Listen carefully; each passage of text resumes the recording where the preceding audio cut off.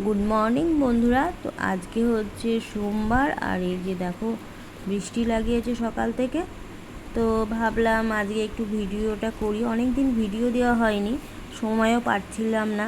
তো আজকে একটু ভিডিও করছি। দেখো বৃষ্টি সেই সকাল থেকে, মানে 2-3 দিন ধরে বৃষ্টি হয়েই যাচ্ছে। আর এই যে এখানে একটা বালতি পেতে রেখেছে, তো আমাদের বাড়িতে কাজ করে যে দিদিটা, সে তো জলটা বললো ভরুক, আমি পরে আবার এইটা ভালো করে ধুয়ে দেবো।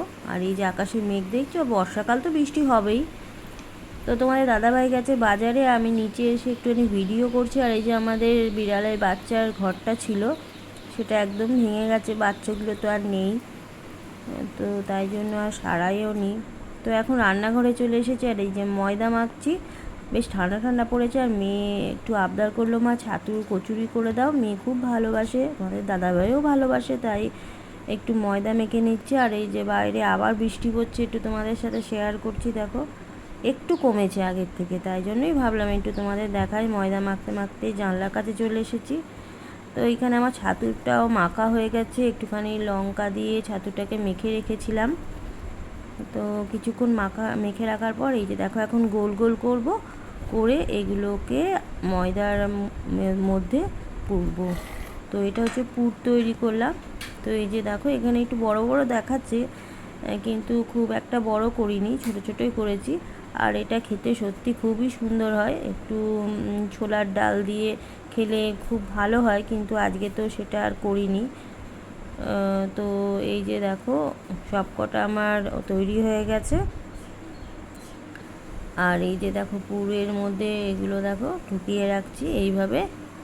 দেখো পুরটাকে দিয়ে দিচ্ছি এইভাবে, এগুলো সব রেডি করে রেখে দেবো। তোমাদের দাদাভাই আসবে তখন আমি এগুলো ভাজবো, কারণ গরম গরম খেতে ভালোই লাগে। আর বিশেষ করে বৃষ্টি পড়ছে তো, ভেজে রাখলে ঠান্ডা হয়ে যাবে। তো এইভাবে দেখো আমি সব কটা তৈরি করে নিচ্ছি।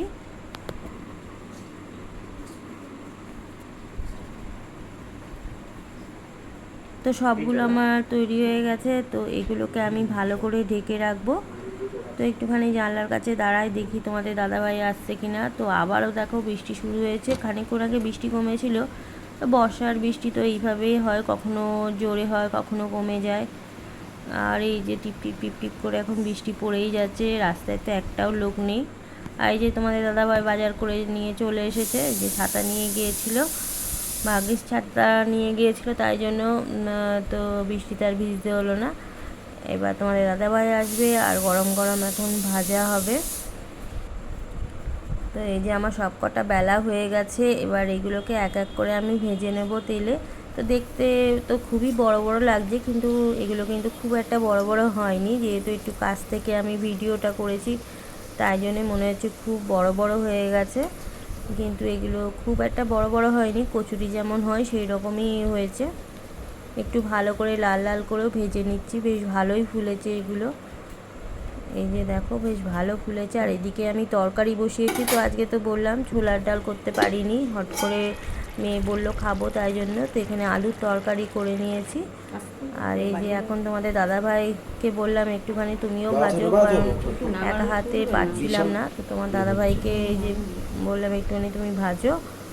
আর ওকে মানে ও বুঝতে পারেনি আমি একটু ভিডিওটা করছি, দূর থেকে করছিলাম ভিডিওটা। বেশ ভালোই ভাজছে, দেখো বেশ ভালো ফুলেছেও।